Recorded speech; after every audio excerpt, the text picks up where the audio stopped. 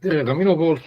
Mina olen siis Tiit ja kogu selle Paultepi tehnoloogias süüdi, nagu öeldakse, et võib nii. Ja täna räägiks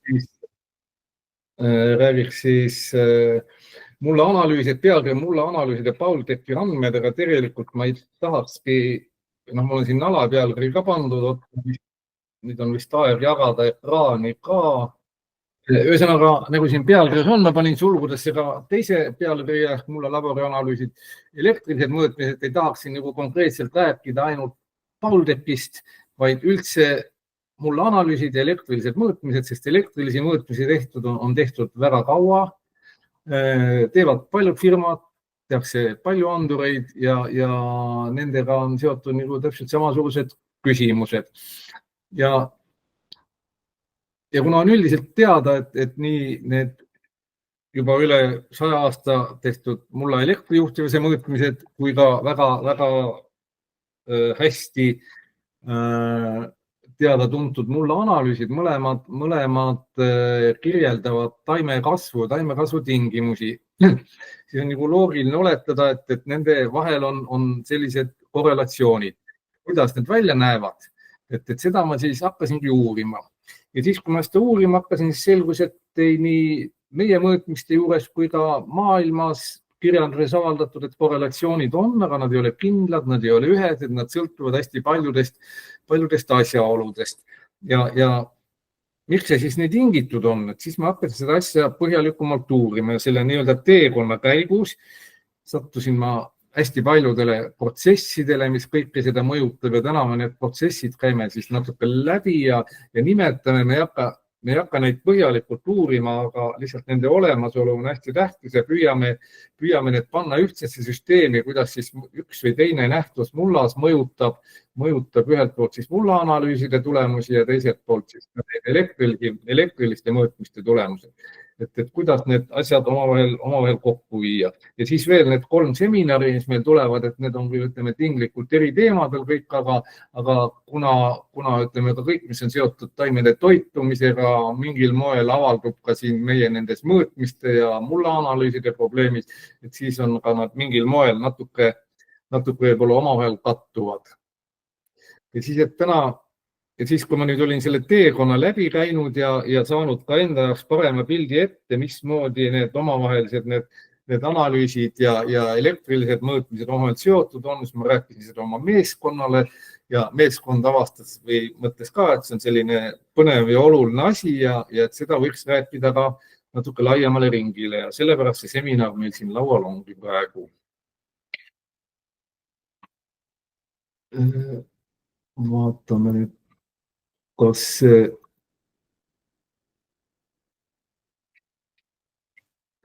nii, ja siin on üks kiire pilt sellest, mismoodi need Paultepi graafikud välja näevad. Siin on üks detailidesse me praegu ei lähe, et lihtsalt mida me mõõdame, see on meil 3 osa, üleval on mullaveega toitainetega seotud ja all on siis selle otsese kättesaadavuse ehk mulla hetkelise lahuse hetkelise seisuga. Need graafikud on mingi Saavi mulla kohta, Tali nisu, terve siin on suvihooaeg näha. Ja nii, ja ütleme niimoodi, et seda asja natuke lihtsamaks teha või selgemaks teha, et oletame, et ma olen mingi alge põllumees, et tahan hakata siis ka kasvatama, et mul on muld, eks. Mulla kohta on hästi palju andmeid, ma tahan uurida, mul on mulla lõimis, ma leian selle mulla valemi, mis on mingi hästi keerulised murujoonega avaldised. Tean, et meil on seal on hästi palju erinevaid teemasid, orgaaniline süsinik, toitained, CC-st me räägime, see ei ole võib-olla väga tuntud, aga see on siiski väga vajalik, üks põhiline mõiste. Siis ma valin omal mingi kultuuri, ma leian lõputus koguses õpetusi, kogemusi, kuidas kasvatada. Siis ma tean, et on makro kõige tähtsamad toitained, NPK, mis võib olla lihtsam, ma võtan mulla analüüsi, tean, kuidas nende NPK-ga toimetada. Siis mul on Paulteps, kes annab meile mulla hääle, mis pidevalt mullas toimub. Siis ma tean väetamise õpetusi, mis on väga väärtuslikud kirjaldused. Siis ma tean, siis ma uurin välja, kuidas toimub toitainete omastamine. Neid on siis 3 põhilist või nii-öelda tunnustatud viisi praegu. eri toitained, vesilahus, mullalahus. Ma saan aru, et vesilahust on hästi põhjalikult läbi uuritud.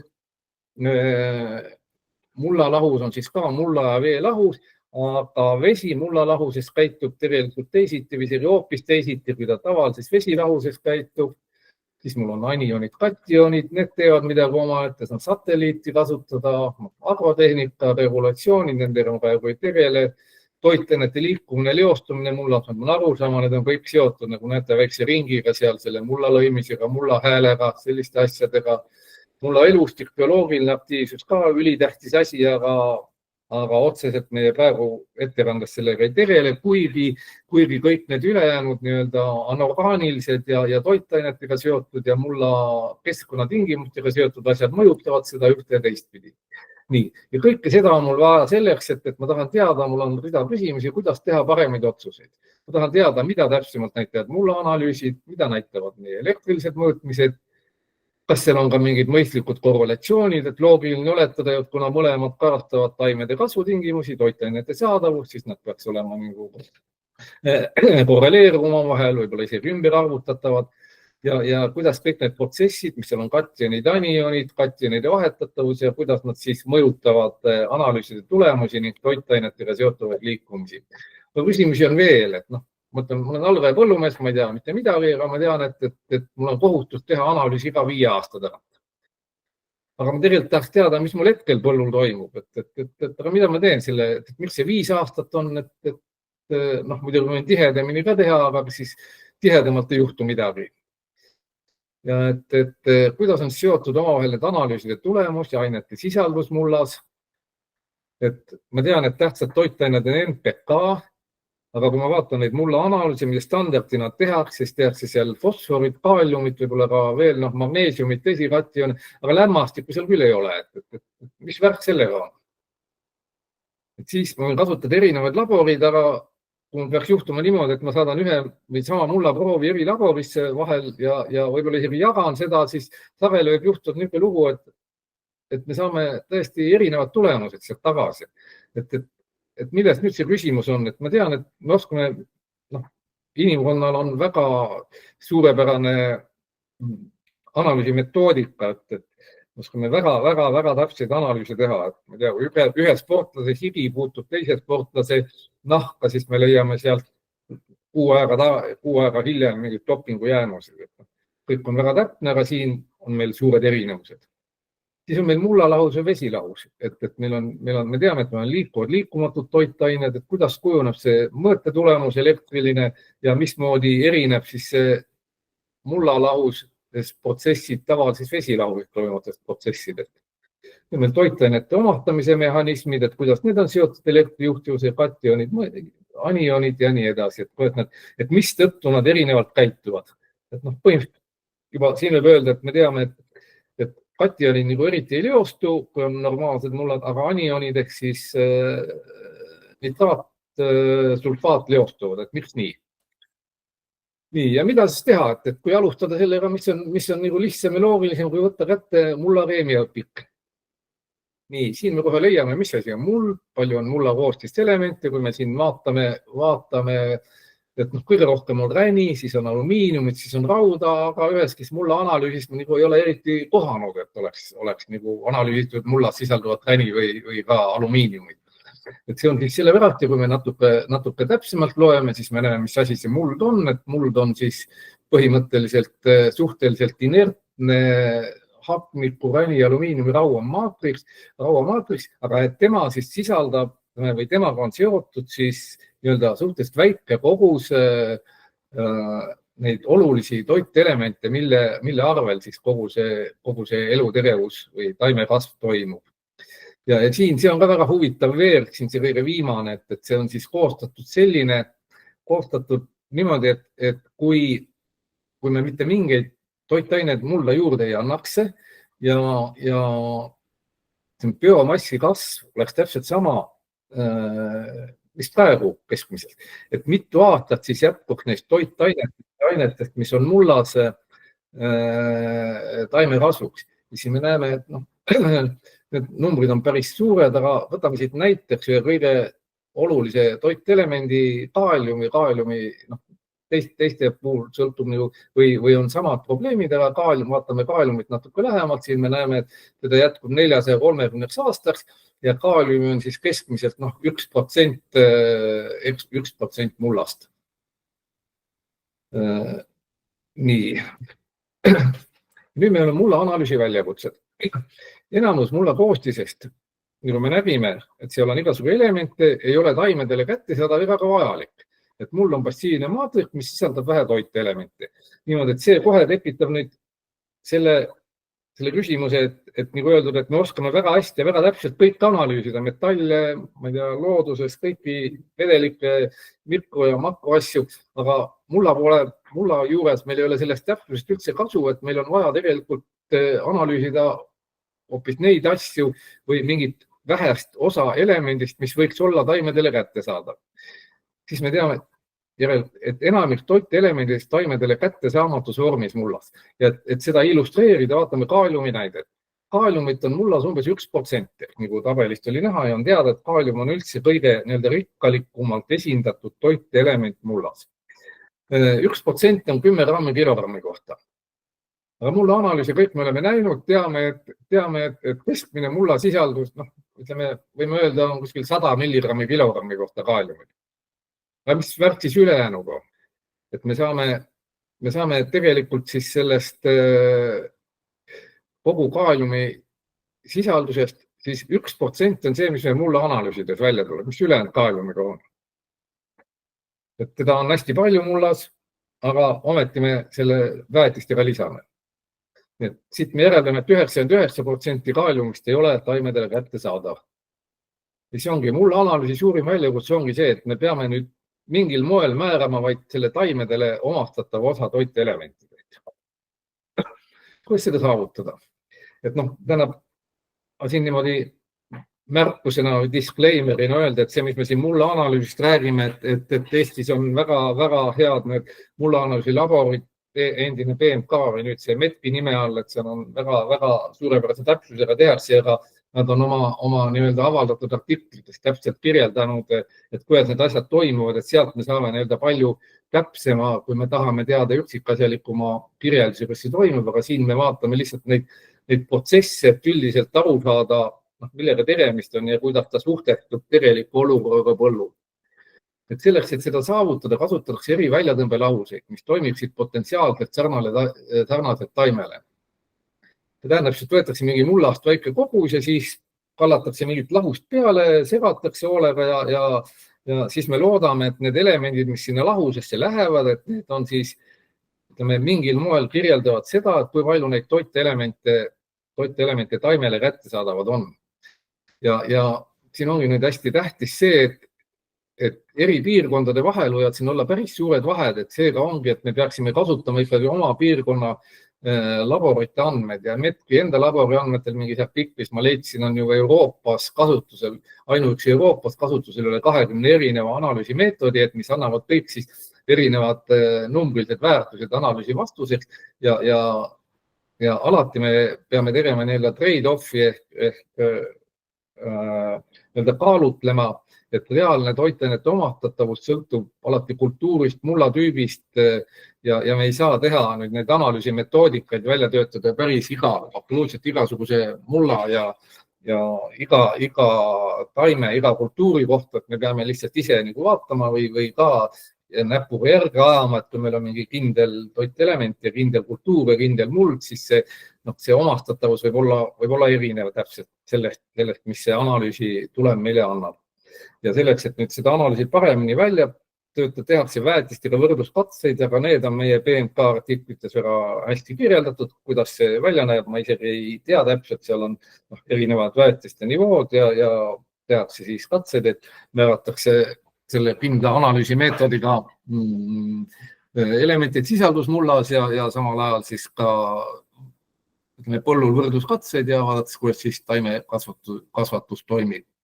Ja nüüd ütleme, kui need ekstrakandid, väljatõmbelahused, ekstrakandid on juba muld on ära töödeldud, need on välja filtreeritud, et siis tekib meil mingisugune lahus, ja nende lahuste analüüsimeetodid, seal on probleeme pole, et see on nagu lihtne, hästi välja töötatud, masinatesse lahused sisse, selle sisalduse ütleb seal täpselt.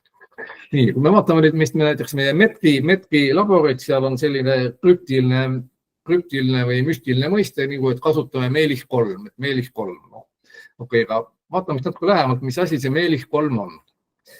Meetod. Meelis-3 on üks lahus, ta on üks väga laialt kasutuses universaalne väljatõmbelahus, millega saab siis korraga ja tema eelis on see, et kui palju kasutab seal TL-i ja muid asju, et siis iga elemendides kaaliumi kohta saame erineva tulemuse ja võib-olla isegi natuke täpsema, aga selle Meelis-3-ga saab siis hästi palju elemente korraga, need on üles loetud, siis fosfor, kaalium, magneesium, tsink ja ka mikroelemente terve posu saab korraga kätte siit. Ja selle määratud toitainete taimedele kättesaadavuse osa sõltub siis ka paljudest teguritest, nagu mullatüüp, kultuur, keskkonnatingimused, temperatuur, mulla niiskus, pH ja ka teised konkreetsest toitelemendist, et siin tuleb jällegi vaadata, läheneda oma konkreetse juhtumi baasil. Ja siis eri laborites kasutatakse erinevaid väljatõmbelahusid, see tähendab sageli ka iga üksiku elemendi jaoks eraldi, neid lahusid on palju, neid võib leida ja see tähendab seda, et me lihtsalt peame arvetama, et need laborite tulemused ei pruugi alati kokku langeda, kuigi analüüsid on tehtud korralikult ja õigesti. Ja need eri lahused ei lange kokku ja siis need on mingi spetsiaalse ülemineku koefitsiendid on ka leitud, et kuidas siis ühe meetodi pealt teisele üle minna. Nii. Vaatame natuke, et mis asi see Meelis-3 on. Et kui me nüüd, ma leidsin selle lahuse koostise, kui me vaatame, siis ta on selline võrdlemisi vihane, võrdlemisi agressiivne lahus ja kui me vaatame lõpuks pH 2,5, et see on ikkagi päris väga tugevalt appeline, lämmastikapet on ka sees 0,23 molaarne, nii et selline päris vihane lahus, mis selle mullaga tegutseb. Ja samas me teame, et taimekasv toimub vesilahuse tingimustes. Et kui me nüüd, ma arvan, taimi selle Meelis-3 lahusega kastame, et ma katsetanud ei ole, aga ma arvan, et midagi head välja ei tule. Ja tänu sellele, et kui me nüüd võrdleme, et vesilahust vett saab ka kasutada ekstrakandina, et vesilahusega tuleb siis alati nagu palju vähem neid elemente välja kui Meelis-3 lahusega. Ja analüüsid siis, siin on lühidalt kirjas ka, et kui suur osa siis fosforist, kaaliumist ja kaltsiumist, magneesiumist ja sellega välja tuleb, et ikkagi need on erinev, mõnel tuleb rohkem, näiteks fosforil on siis, et suurem osa määratud fosforist taimedele omastatav, kuid savimuldade ja seal, kus on see suur fosfaadi fikseerimise oht, et seal siis tegelikult see fosfori kättesaadavus on palju väiksem ja kaaliumiga on ka sama lugu, kaalium on et nii-öelda vahetatav, exchangeable kaalium on taimedele perelt omastatav, seotud kaalium mitte, see Meelis määrab siis kogu kaaliumi natuke, võtab võib-olla seotud kaaliumit, mis siis pikaajaliselt võib täiendada varumullas, aga võrreldes veega on ikkagi, ütleme seal Meelis-3 lahuses ja vesilahuses on nii-öelda Meelis-3-s on neid ikkagi üle poole rohkem, kui see vahe on isegi veelgi suurem. Nii, ja samuti mõjutavad teda mulla pH, seda nii-öelda suhet, et kui palju sellest analüüsist kätte saadud elemente, kui palju see reaalselt hetkeliselt omastatav on, mulla pH mõjutab lõimis, orgaanika ja ka juurte mõju, et sageli ka et väikses koguses omastavad taimejuured toitained ka nende meetoditega, mida otseselt Meelis-3 ei kata. Aga üldiselt on ikkagi alati niimoodi, see on nüüd, ütleme, take away, et see, mida me peaksime selle mulla analüüsi kohta meelde jätma. Et esiteks me teame, et mullas on alati rohkem toitainet, kui nad on taimedele kätte saadavad. Ja mulla laboris kasutatakse spetsiaalseid väljatõmbelahuseid ja nad annavad hinnangu nagu kogu potentsiaalselt sisalduvate toitainete hulgale. Ja mis see reaalselt elus toimub, et see on nagu natuke teine asi, et see sõltub keskkonnatingimustest. Et see on nagu väga väärtuslik meetod, selle mulla kogu viljakuse või potentsiaali määramiseks. ja fosfori-kaaliumi ajaskaala, et vabanemine mulla mineraalidest on aastakümned, sajandid ja isegi enam. Ja see ongi nüüd, siit tulebki see, et põhimõtteliselt meile piisab ikkagi see potentsiaal jääb kogu aeg samaks ja tegelikult isegi kui me väetise neile lisame või ei lisa, et see nagu oluliselt need analüüsi tulemusi ei mõjuta, et miks seda tehakse nii harva. Lämmastik. Me teame, et MPK, tähendab lämmastik on kõige tähtsam toitelement, aga mulla analüüsid üldjuhul seda ei tehta. Et miks niimoodi? Et kui need ülejäänud elementidega, ütleme, mullas juurde tekkimine ja siis ka mineraali, see on hästi aeglased protsessid, siis lämmastik on hästi kiire käibega element, tema liikumine, omastamine, ajaskaala on tunnid, päevad. Ja lämmastik on siis mullas 3 vormis, orgaaniline ja mineraalne võib olla siis ammoonium ja nitraatlämmastik, NH4, NO3 ja kokku on 0,11% umbes. Ja ta on siis kiire käibega ja oluline teema, ütleme taastavas põllumajandus on see, et kuidas me seda orgaanilist lämmastikku saaksime ära kasutada, sest orgaanilist lämmastikku on tegelikult väga palju võrreldes selle taimedele kättesaadava nitraadiga, mille kaudu tegelikult taimede toitumine toimubki. Ja mulle analüüsid see lämmastiku määrumiseks meelikkolm ei sobi, et ta nagu nõuab erianalüüsi, ta on suhteliselt ka omaette kallis, omaette protseduur ja lisaks ta võtab ka päris palju aega. Ja üks oluline moment veel, et hetkel sellist andurit, mida saaks otse mulda pista, NO3 ja mõõta reaalajas jälgimiseks ei ole, kuigi paljud väidavad, et püüavad midagi teha, aga mõned on siis, ütleme, nad on hästi õrnad, nad töötavad üle vedelikus, vesilahuse keskkonnas, aga muldades nad praktiliselt ei tööta ja meie siis oleme leidnud mingi kaudse meetodi selleks. Ja N-i määramine siis samamoodi väljatõmbelahustega, meid huvitab nitraat, NH4 ja NH4 väljatõmbelahustega, kas siis kael on kloorvõid, aga samas ka destilleeritud, deioniseeritud veega saab päris hästi ja see vahe väga suur ei ole. Proovi võtmine on keeruline, teda on vaja külmutada ja siin on siis meetodid, et sama lugu, et kui ta on juba selle lahusega, kas siis vette läinud kaelnukuriidiga või puhta veega, siis nende laboratoorsed meetodid on juba olemas ja probleemi vabad, et võib-olla see elektroodi, et see elektrood on võib-olla selline märkimisväärne asi, et ta töötab väga hästi vesilahuses, aga ta on selline hästi õrn, ta on seal mikromembraanidega, ta on elektrokeemiline asi, et sellega on põhimõtteliselt võimalik ka nii-öelda kui märgkeemiat teha, vesilahuses ka põllul otse mõõta, sellised üksikud mõõteriistad on olemas ka, aga ikkagi neid ei saa, ütleme, pidevalt põllul istutada, see on ammoonium. Ja kogu see lämmastiku jälgimine on hästi oluline ka järelevalves, leostumine, omastamine, need on kõik nagu vesipõhised protsessid. Ja nüüd kasutada seda lämmastiku analüüsi otse, seda kasvuperioodil otsuste tegemiseks jälgimiseks, selles mõttes nagu keeruline, et see analüüs on kallis, sa pead minema kohale ja võtab ka palju aega. Nii, ja kuidas on nüüd meie mõõtmised või elektrilised mõõtmised seotud nende mulla analüüsidega, millised on korrelatsioonid? Et see kordan veel kord üle, et mulla analüüsid kasutavad väljatõmbelahuseid, annab kogu võimaliku toitainete hulga, tehakse harva, ei sisalda NO3, on elementspetsiifilised. Ja Paul siis tema mõõdab elektriliselt mulla lahust, mis on otseselt kontaktis taimedega. Toimub pidev jälgimine, elementide omavahel eraldamine on kaudne ainult ja oluline on siiski NO3 panus, et tegelikult me mingil moel siin saame näha neid kationid, aniinid ja mõju erinevad ja lisaks ka keskkonnatingimused mõjutavad tulemusi.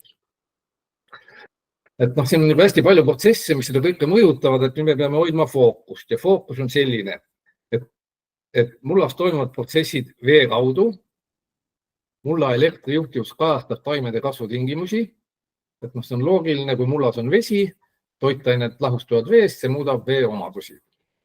Ja kõik see on seotud vesilahustega. Ja siin me teeme nüüd väikse ekskursiooni sellesse, et me peame aru saama, mis toimub vesilahuses ja mis pärast puhtas vees ja mis pärast erineb mullalahus puhta vee lahusest, millised on erinevad protsessid. Et siin ongi selline hästi, lihtsalt, ma ei tea, kas see on ilmselge küsimus või et päris keeruline, oluline küsimus see, et miks on vesi üldse vedel. Ja kõik, mis on seotud vesilahuste tekkimisega, et see, peame sellest aru saama, sellepärast, et väetised toitaine, mis me mulda anname, lahustuvad ka vee kaudu. Ja siin on nüüd üks väike pilt, mis näitab, et vett on hästi palju uuritud ja kõige tähtsam selle vee ehituse juures on see, et vesi on polaarne molekul.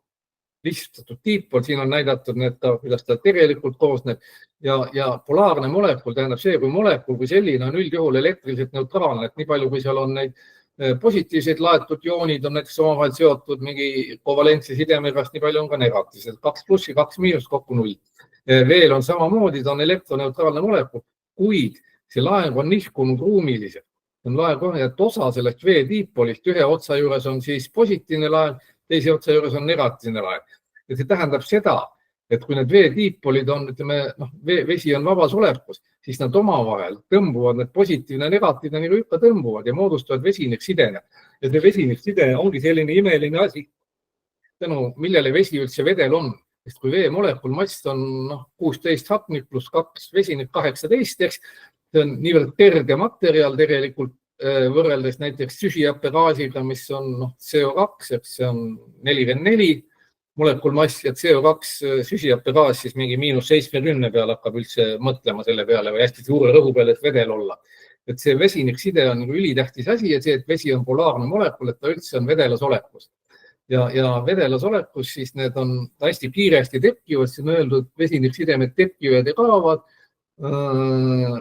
200 femtosekundi ehk 200 × 10⁻15 sekundi juures, hästi kiire protsess, et ütleme vedelas olekus on siis kogu aeg toimub selline dünaamiline liikumine, nende vesiniksidemed tekivad ja kaovad hästi kiiresti ja siis näitab, et kui tekib jäästruktuur, siis lihtsalt kuna temperatuuri tõus näitab nende vee või temperatuur näitab vee molekulide liikumise kiirust. Et siis ja sellega seotud energiat, kineetilist energiat, et kui nüüd vesi temperatuur alaneb, vee molekuli kineetiline energia väheneb, siis see vesinikusideme energia osutub suuremaks ühel teatud kindlal hetkel, kui see vee kineetiline energia, ta läheb selliseks kindlaks kristallstruktuuriks, tekib jää. Et siit tuleb meelde, et vesi on diipol ja kuna ta on diipol, ta on elektriliselt, ütleme, laeng olemas eri molekuli orstel, siis ta on mõjutatav elektrivälja poolt. Et vaba vesi on siis selline, kus diipolid liiguvad vabalt ja nende kiirus sõltub temperatuurist. Aurustumine on siis selline protsess, et see diipolide liikumine kiirus lihtsalt läheb nii suureks, et vesiniksidemed purunevad, need lendavad välja, jäätumine siis vastupidi, liikumisenergia läheb nii väikseks, et vesiniksidemet energia ületab soojusliikumise, oma tekib tugev kristallistruktuur. See on vaba vesi, aga nüüd ongi oluline küsimus selline, või hästi oluline asi on selles, et vesi mullas on suures osas, mitte nüüd päris suures osas ka seotud vesi. Ja seotud vesi on siis selline, et on keemiliselt seotud vesi, ta on kristallvesi, ta on koosseisus ja ta üldse ei käitu tavalise veena ja teda me ei arvesta, teda saab võib-olla kätte ainult mingi hästi suure kuumutamise korral. Siis on tugevalt seotud vesi.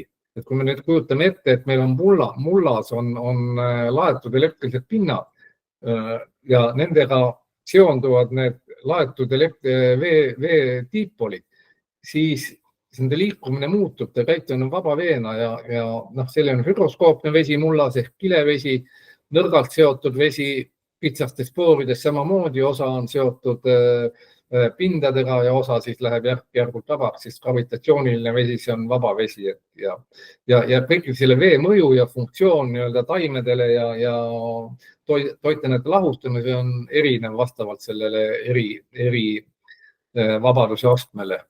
Siin on üks näide sellest, et kuidas see asi reaalselt välja näeb, et kui meil siin mingi rohkem saviosake mullas või mingi mulla mineraalosake, siis siin on, ütleme, see hele sinine või hele sinakas roheline on selline tugevalt seotud veekiht siin on meil nõrgalt seotud veekiht ja siin kõik need, ütleme, protsessid on erinevad ja siin on alles siis vaba vesi, kus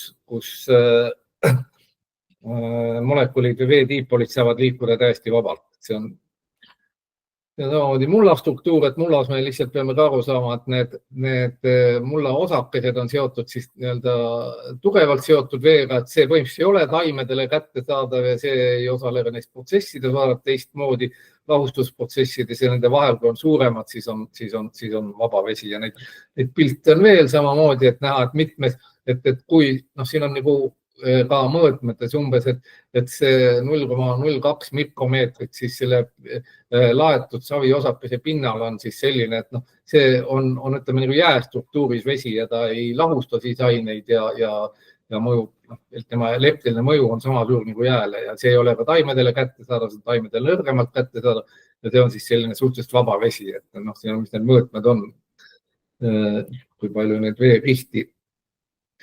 Ja kuna see lahustumine on nagu hästi tähtis asi, siis mitte liiga palju rääkida, vaatame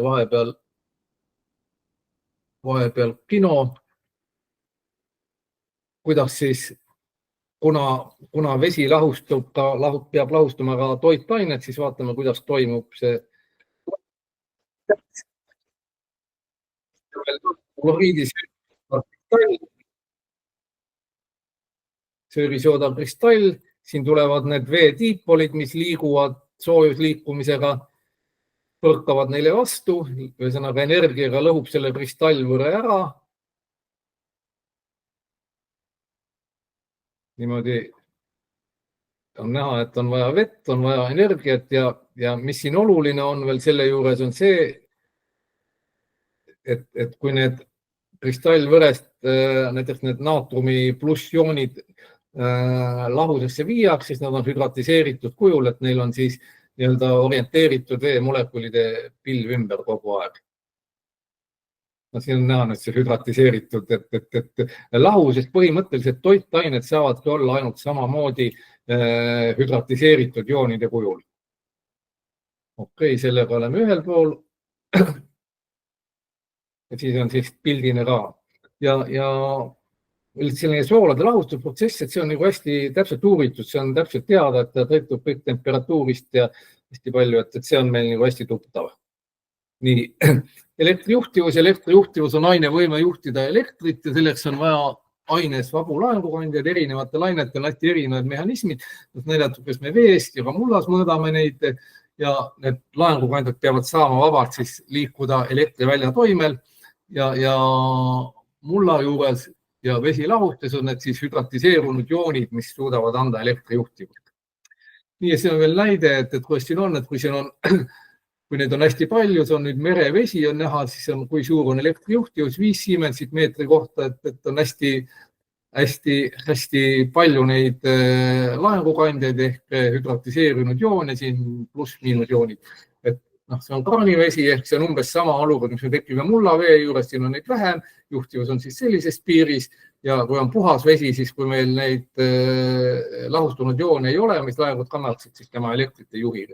Ja siin on all on nagu hästi tähtsad sõltuvused, et kui meil on puhtad lahused, siis me tegelikult teame, et kui me siin otsisime korrelatsioone nende mullaanalüüside elektriliste asjade vahel ja toitainete sisalduse vahel, siis kui meil on tegemist vesilahustega, siis siin ei ole korrelatsioon, siin on funktsionaalne sõltuvus, et kui me mõõdame ära elektrijuhtivuse vesilahuses, siis me teame selle valemi järgi, kui palju siis neid soolasi milligrammi kohta seal sees on.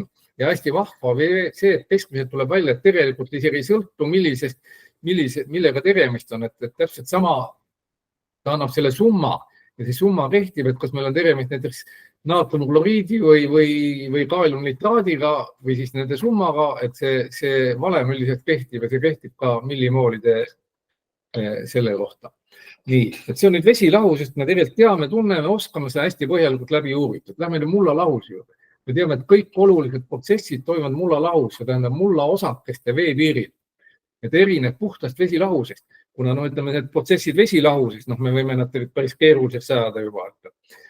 Ja täpselt see dünaamika on ja temperatuuri sõltuvus nendest energiatest. Aga vesilahuse või mulla lahuse juures on asi läheb palju keerulisemaks selle tõttu, et sinna lahusesse viiakse sisse, sinna lisanduvad laetud osakeste pinnad ja ka juured, kus toimuvad protsessid. Ja sellega muutub kõik lahustunud joonide käitumine. Nüüd tulebki sisse selline mõiste, et see on cation exchange capacity. Ma ei tea täpselt seda eestikeelset mõistet, võib-olla mõni raamatust leiab kuskilt, see on see kationide, vahetatavad kationid mullamineraalidel. Ja see nad on sellised negatiivse laenguga nii-öelda vahetuskohad, kus kationid vahetuvad omavahel, nende kaudu toimub taimede toitumine ja üldse paljud olulised protsessid. Ja CC ehk see cation exchange capacity on mulla iseloomustav suurus, mida on raske muuta. Et isegi kui me sinna mingid väetisi asju sisse viime, et see tegelikult mulla suurus ei muutu, et siis kas nad siis need toitained tarbitakse või leostuvad. Ja kuna seesama negatiivne pinnalaeng, mis meil on, et see ongi nüüd selline hästi tähtis, et ta mõjutab anionid ja kationid erinevat käitumist mullas. Ja nüüd me tahamegi teada, kuidas ja mismoodi see mõju toimub seal. Ja nüüd mul siin päris palju pilte välja toodud, et kui see on mulla lahus, meil on siin juured ja siin on kas siis saviosakesed või on see mulla orgaanika osakesed või üldse mulla struktuuri osakesed. Kõige tähtsam selle asja juures on see, et need saviosakesed või siis ka mulla orgaanika osakesed on negatiivse laenguga. Ja kui ta on laetud pind, siis see tähendab, et ta sellest vesilahusest seob endaga need kationid. Kui miinuslaeng, kationid on plusslaenguga ja kõik need nii-öelda olulised kationid, kaltsium, magneesium, kaltsium, alumiinium ka siin natuke, et on siis suures osas seotud nende saviosakestega. Ja siin vesilahuse vahel on neil dünaamiline tasakaal, see iseloom. Ja siin see pilt näitab meile siis seda CC, selle cation exchange capacity väärtust, et kui ta on suur väärtus, siis on seda laetud pinda siin rohkem, mis omavahel endaga seob suhteliselt tugevalt mullas olevad kationid ja kui on liivmuldades on see CC väärtus väike, seal on osad laetud pindasi on vähe, see näitab, et kui see on suur pind, siis ta suudab siduda endaga, ütleme, peaaegu kõik mullas olevad kaaliumijoonid ja kui nüüd vesi liigub, siis sellega ei juhtu midagi, nad ei leostu liigu kuskile ja kui on liivmuld, siin on vähe laetud pinda, siis need kaaliumijoonid, näiteks siia ka teised magneesiumid, need on lihtsalt neid kohti ei ole nii palju, kus neid siduda ja kui on vesi liigub ja kõik, mis on siis vabas liiguvad, siis saavad leostuda. Ja siin on samamoodi see pilt, kuidas siis toimub see taimede toitumise mehhanism, et nendelt nii-öelda nimetatakse need vahetuskohtadeks või exchange side'id, need vahetuskohtadel näiteks selle savi mineraali pinnal istuvad need joonid ja need kationid pluss laenguga ja neid siis vahetatakse selle läbi mullalahuse taimejuurega. Ja siin on samamoodi, et see mullalahus ja mida nüüd ütleme meie mõõtmiste seisukohalt öelda, et meie mõõdame seda mullalahust. Siin on üks osak ja teine osak, see, mis siia vahele jääb. Et need, mis on seotud selle pindadega, et need meie mõõtmistes ei kajastu ja need ütleme hetkel ka taimedele kättesaadavad ei ole, sest taim omastab täpselt seda, mis toimub siin selles mullalahuses, seda liikumist. Ja see pilt tegelikult selle vahele jätta. Okei, ja siin on samasugune pilt veel, et see on see mulla osake, mis on siis seotud, kus istuvad need nii-öelda tagavara toitelemendid ja liiguvad siin selle mullalahuse kaudu edasi-tagasi ja meie siis mõõdame seda, mis siin sellel hetkel, kui palju need siin mullalahuses on.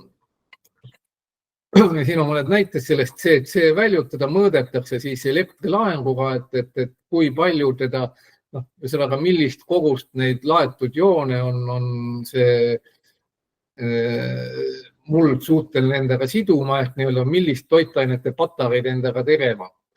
Et siin on näha, et liiva puhul on see väike ja ütleme see 15–30 on suhteliselt hea vahemik, kui on orgaanikarikkad mullad, siis on hästi palju ja savisel, eri savidel võib ka olla hästi suur.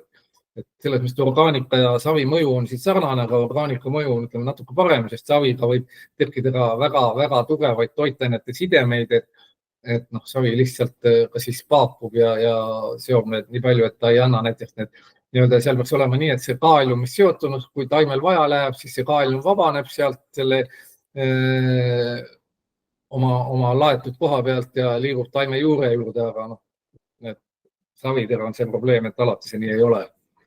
Ja mulla elektrijuhtivust, mida meie mõõdame, saab siis põhimõtteliselt mõõta ainult niimoodi, et paneme elektroodid mulda ja mõõdame kogu mulla elektrijuhtivust. Siia mingi läbilõige, vaatame, mis juhtub, ütleme, tahame siit ülevalt ja alt omavahel mõõta. Ja näha, et selleks, et see elektrijuhtivus toimiks, peab meil olema mingi juhtivustee. Juhtivustee saab olla selle mulla vee kaudu, mis siin vahel on. Ja see on selge, et kui neid juhtivusteid on rohkem, siis on mulla elektrijuhtivus suurem ja teiselt poolt, kui selle lahuse kontsentratsioon on siin suurem, see on tema juhtivus ka suurem, et see mulla elektrijuhtivus, mis me otse mõõdame, sõltub nii mulla vee juhtivusest ja mulla niiskusest. Ja selleks, et mulda üldiselt iseloomustada summaarset toitainete sisaldust tehakse, siis mulla pasta pannakse hästi, ühesõnaga küllastunud mulla pasta, nii palju kui vett sisse mahub, umbes kuskil 40% mahulist niiskust segatakse ära ja filtreeritakse see välja. Ja siis me saamegi selle iseloomustuse, kui palju vesi on suuteline seda välja lahustama neid toitaineid ja see on siis ka sama, mis on keskmiselt sellele taimele seal juures. Ja meie siis oleme taimele neid toitained parasjagu seal vesilahuses, kus see toitainete omastamine toimub. Ja see iseloomustas mulla soolsust, üldist toitainete sisaldust. Ja need elektriliste mõõtmiste püha kaalu kõige suurem probleem ongi selles, et me saame mõõta ainult otseselt seda ECA-d, sellepärast, ütleme, siin on arvestame, siin on mingid mikromeetrid siin boorides, et meil lihtsalt ei ole kuidagi võimalik neid elektroode siia otseselt sellesse mulla vette panna, et me mõõdame kogu seda mulla kogust ja siis me peame kuidagi leidma selle mulla üldiseloomustava suuruse, EC. Ja selleks on ülemineku algoritmid ja meil on oma algoritm ka välja töötatud ja me oskame seda teha. Ja siis me oleme oma mõõtmistes leidnud kinnitused tänu sellele CC nähtusele, cation exchange capacity'le on see kationide kontsentratsioon mulla vees, mulla niiskuse suhtes laialt diapasoonis suhteliselt konstantne. Ja me nimetame seda taadiks, sest toitainete algtase. Ning kõikumised selle tasemes suhtes on tingitud eelkõige nitraatjoonist ning võib-olla ka väävlist ning toitainete leostumist. Põhimõtteliselt selles, et see toitainete varu on seotud mulla struktuuridega, ta liigub taime vahel läbi mulla vee ja see kogus, mis teda parasjagu mulla vees on suhteliselt konstantne, sellepärast, et kui taim võtab ära, jääb vähemaks, siis siit vabaneb juurde neid ja meie siis meie mõõdame siis seda täpselt, mis toimub sellel hetkel mulla vees, ütleme selles kohas. Nii, ja nüüd on oluline punkt ka taimede toitained, kuidas see taimede toitainete omastamine ikkagi puudub või toimub, et sellest me räägime natuke lähemalt. Siin on lihtsalt oluliselt 3 mehhanismi meie jaoks, et see massiline toitainete liikumine, mass flow, ma ei tea, seda lätlaste uut multifilmi vaadates, siis võiks seda nimetada ka vooluga kaasa. Et lihtsalt taim omastab neid toitaineid, mis on vees lahustunud ja diffusioon on siis selline, protsess, mille käigus siis omandatakse kontsentratsiooni erinevuste kaudu, aga mitte otseselt vesi taime vee, et taim ei neela vett siin, vaid lihtsalt taim saab neid teiste protsessidega kätte, aga vesi on siin ikkagi vajalik, kui vett ei ole joonide liikumine. Vesi on kapseldumine, et kui taime juur lihtsalt liigub selle toitelemendi poole. Nii, ja nüüd miks me seda toitainete omastamise mehhanisme vaatasime, on tegelikult selles, et meie elektrilised mõõtmised kajastavad just täpselt seda suures osas, mis toimub selle mass flow kaudu, et see osa, mis toimub selle diffusiooni kaudu, annab suhteliselt konstantse parameetri ja muutuv näitaja on siis selle, mis toimub mass flow's.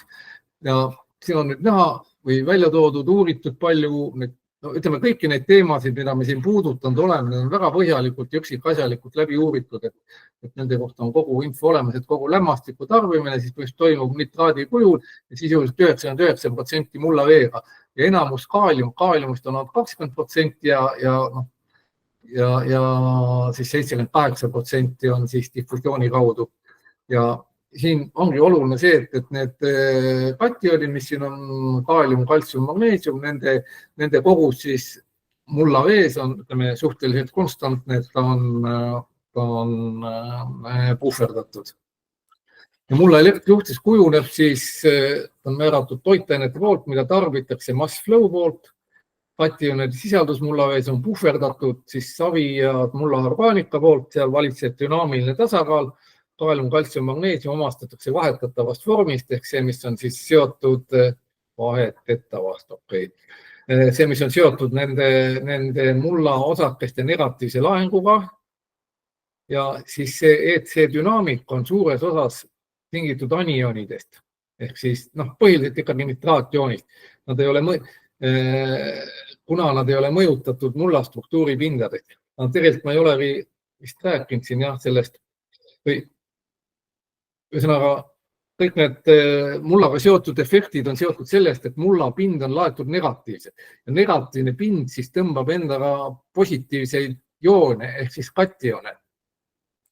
Anionidega nagu nitraat ja väävel ja võib-olla veel mõned on miinuslaenguga ja miinuslaengut ei tõmba, et nemad ei ole üldse seotud selle mullaveega, et nemad käituvad täpselt nagu vabas vees või nagu mullalahused. Nad on selle tõttu on nad hästi liikuvad ja selle tõttu on nad ka leostuvad ja liikuvad ja ärakasutatavad. Ja kationid leostuvad vähem, kuna saavad siis vabalt liikuda mullalahus, ei ole seotud mullapindadega. Ja savimuldade korral see tekitab seda algväärtuste muutusi, kuna savi võib päris tugevalt siduda neid erinevaid. Ja mis me siis kaasa peame võtma, ongi see, et ja kui nüüd uuesti alguse tagasi tulla, et mulla laboratoorsed analoosid siis on väljatõmbelahustega. Meie mõõdame otseselt seda, mis toimub 24/7, mis toimub mullavees ning graafikutelt on võimalik eristada kationide ja anionide mõju mullalahusele. Nii, ja nüüd vaatame natukene hetkeks seda graafikut, mis meil alguses oli, vaatasime, et suhteliselt keeruline, ei saa aru midagi, mis toimub. Nii, siin on meil see toitainete algtase, see tähendab seda, et see on siis selline hetk seal mullalahuses, kus teatud kogus neid katione, kaalium, kaltsium, magneesium on seotud nende mulla vahetatavate kohtadega. Üldjuhul on neid mullad, neid katione nagu natuke vähem, kui neid vahetatavaid kohti on ja siis need vahetavad kohtadelt nad vastavalt siis termodünaamilise tasakaalu ja taimede vajadusele siis vabanevad. Ja see periood ongi meil näha, et see mulla toitainete tase, mis me arvutame, on suhteliselt konstantne. Nii, siis me oleme pannud väetist ja näeme toitainete taseme tõusu, kusjuures see on meil pinnakihis suuremad muutused. Alumises kihis on, kuna siin on tegemist savimullaga ja siin on näha pikk põuaperiood, et siis tegelikult on ka näha, et kuidas tegelikult need kationid ka seonduvad natuke tugevamini savipinnaga. Aga vaat need kaks episoodi on näha siis lämmastikväetise vabanemine pandud väetistest. See on nüüd selline oluline periood, siin me näemegi puhverdamist, et siin me näeme, et küll mullavesi muutub hästi palju, aga samal ajal see toitainete väärtus kasvab nagu aeglaselt ja jõuab selle taadini tagasi ja jääb konstantseks üsnagi siia, üsna sügiseni välja. Et mitte midagi ei muutu, et see on ilusti ära puhverdatud, nii nagu me siin kirjeldasime selle kationide vahetamise mehhanismi poolest. Mis me siin veel näeme? Siin tuleb nüüd kõige põnevam osa, et millegi pärast siin me mitte mingeid toitaineid juurde ei pannud, väetis ei pannud, koristasime oma vilja ära kuskil selle koha peal, mõõtmised toimisid edasi ja mullas seal ülemises kihis natuke, sügavamas kihis rohkem hakkas hakkas toitainete näit tõusma ja see on tegelikult, mida me suudame siin leida, see on tingitud siis orgaanika, taime orgaanilise lämmastiku, taimejäätmete ehk orgaanika lagunemisest, mille tulemusel on siis tekkinud nitraatlämmastik ja siin me saame isegi arvuliselt öelda umbes, et siin on tekkinud kuskil siis 15 kilogrammi hektari kohta nitraatlämmastikku. Sellel hetkel võib-olla natuke rohkem, mida siis saab ära kasutada siis oma vahekultuuridega või arvestades nagu järgmist külvi. Nii, aitäh. Küsimusi? Aitäh, Tiit, ja tõesti, et oleme juba suht jõudmas kella 12 kanti juba, et hea meelega võtaks, kellel on küsimusi või kõik on nii selge, et hea meelega kuulaks.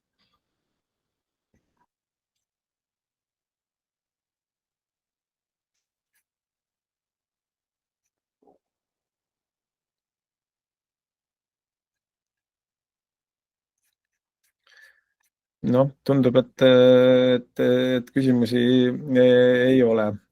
Aga siis ma võib-olla teeks nii palju, et võib-olla Tiit saaks veel korra hästi lühidalt võtta kokku nüüd selle nii-öelda teema veel korra, et mis oli siis see nagu põhivahe nendel, ütleme, mullaproovide ja siis ütleme meie nii-öelda mõõtmiste vahel, et mida see siis tegelikult nii-öelda, see erinevus nendest seisnes, lihtsalt et kokku võtta ja siis ma ütlengi, et siis järgmised seminarid, mis meil tulevad, et siis seal me juba räägime tegelikult nüüd sellest, et see nüüd oli niisugune rohkem nagu teooria osa, et selgitada, mida need mõõtmised näitavad, kuidas need korreleeruvad kõikide tavateadmistega, mida senimaani põllumajanduses praktiliselt kasutatud on ju, ja siis kuidas need järgmised seminarid siis kuidas neid nii-öelda näitame praktilisi näiteid juba maas olnud jaamade põhjal ja kuidas neid siis kasutada. Aga äkki Tiit saab siis? Jah, see on väga lihtne selle pika jutu kokkuvõte on see, et mulle analüüsid väga väärtuslik tööriist,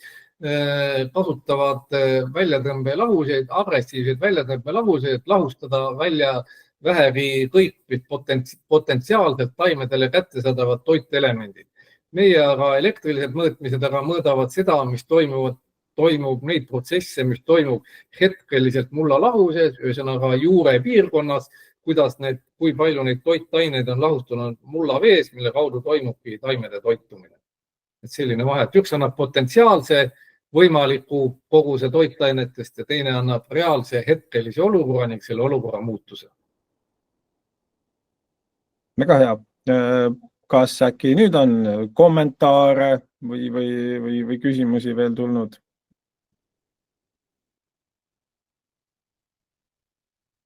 Jah, palun. Väga hea. Üks käsi tuli. Jah, et üks rumal peab ikka leiduma, et Olav Green olen ka varem põhimõtteliselt selle küsimust esitanud, et graafiku pealt on, et kõigepealt aitäh selline väga põhjaliku ettekande eest, et ise agronoomi haridust ei oma ja seetõttu sellised teemad on tegelikult väga kasulikud mulle.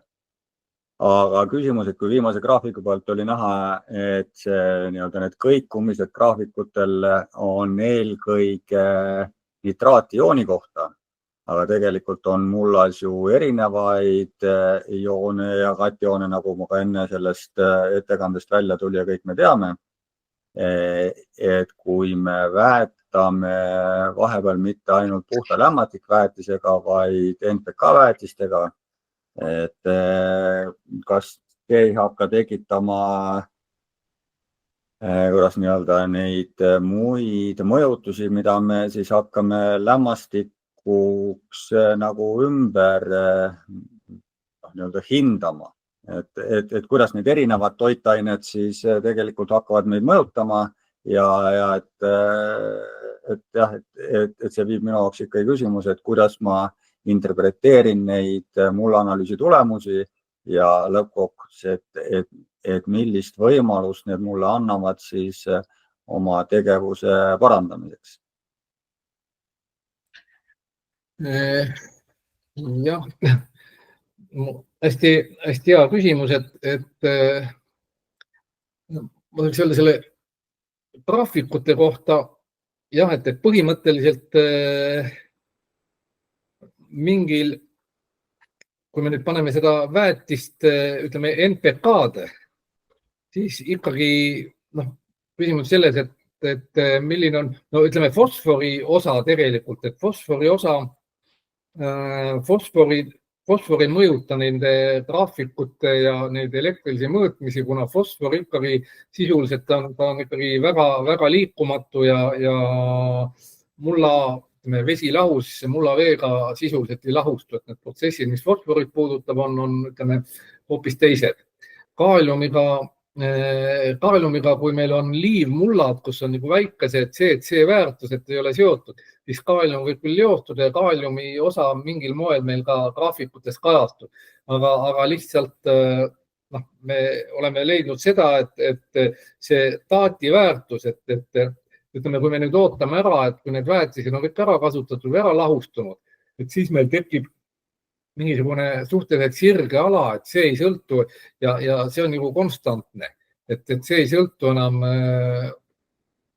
muudest elementidest,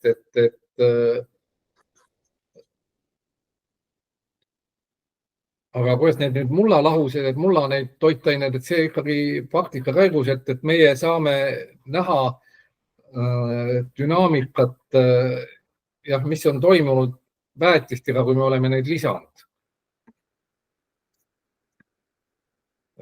Küsimus oli keeruline, ega ma siin nii rohkem ei oska vastata ka. Ehk siis põhimõtteliselt ma saan aru, et selliste katsetulemuste pealt võite öelda, et eelkõige need toitainete sisaldus või see mulla elektrijuhtevuse muutus näitab suures osas lämmastiku, nitraati, ioonide või vaba lämmastik, taimedele vajaliku vaba lämmastiku olemasolu muutust mullas. Ja just nimelt see muutus, et mitte see baastase, et see oli väga hästi sõnastatud, just nimelt see muutus, et see on nii, et ma siin uurisin päris põhjalikult seda, et ühesõnaga, ütleme, hüpotees oli selles, et see taimede või see mulla soolsus ehk mulla vee elektrijuhtivus on enam-vähem konstantne või mulla vee kontsentratsioon, kationide kontsentratsioon on suhteliselt konstantne päris laialt niiskuse diapasoonis. Ja nii ta tõesti on. Ja et kõik need muutused, mis juurde tulevad, ongi tingitud anionidest ja põhiline anion ikkagi on see nitraat meil. Ütleme, see sulfaat mõjutab täpselt samamoodi, et kui me paneme seal rapsile sulfaatväet, et see mõjutab samamoodi. Et siis me peame seda vahet, ütleme ise teadma, palju me panime, palju on see nitraadi osa, palju on väävli osa. Et täpselt see oli õige jah, et see mulla lahuse kationide kontsentratsioon on suhteliselt konstantne, et isegi kui me sinna lisame kaaliumit, siis mullal on selline puhverdamisvõime, et kas see kaalium, mis me lisame, et ta tegelikult ei jää sinna mulla vette nii-öelda, vaid ta läheb seosesse nende negatiivsed laetud, ütleme saviosakestega või siis huumusosakestega. Et kui meil on mineraal või see süsinikurikas muld või huumuserikas muld, me paneme sinna kaaliumisse, kaalium läheb sinna ja moodustab sellise patarei, et ta tegelikult ei ole mullaveest, ta ei kajastu mullavee mõõtmises, aga ta on sealt vabalt taimedele kätte saadav. Et ikkagi need muutused just nimelt, et see üldine tase näitab nagu kogu seda toitainete taset. Ja need kiired muutused ja tõusud on siis tingitud anionidest ehk siis väävlist ja nitraadist. Ja just nimelt see nitraadi tekkimist me oleme täheldanud seda juba siin, ütleme nii kaua, kui need mõõtmisi on tehtud juba võib-olla isegi 10 aastat plussi, et peale saagi koristamist sellel ajal, kui ütleme nitraadi või ütleme lämmastiku aktiivset tarbimist ei toimu, et millegi pärast need toitainete näidud tõusevad kogu aeg, niimoodi vaikselt konivad üles poole. Ja nüüd me oleme teinud kirjandusest ka tehtud vastavaid katseid, et tegelikult see ongi tingitud seesama taimejäänuste komposteerimine ja lagunemine NO3-ks. Et see on näha seal selgelt, mis sellest nii-öelda taadist või sirgjoonest tõuseb hooaja lõpus.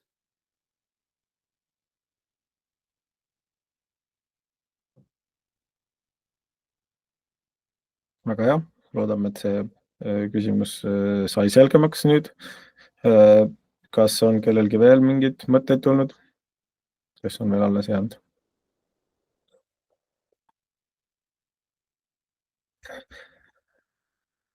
Okei, aga hea küll, et oleme nagunii 5 minutit üle aja ka juba läinud. Siis suur tänu kõigile, kes osalesid ja kes kuulasid ja loodame, et teema sai rohkem selgust, et kuidas need mõõtmised siis ja mida me mõõdame ja mida need näitavad. Ja ootame teid kõiki kindlasti osalema järgnevatel seminaridel, et pikk.ee-s on kalendris ja samuti üleval ja kindlasti saadame ka omalt poolt meeldetuletusmeili koos uute andmetega. Aga aitäh teile ja siis nägemiseni järgmisel seminaril.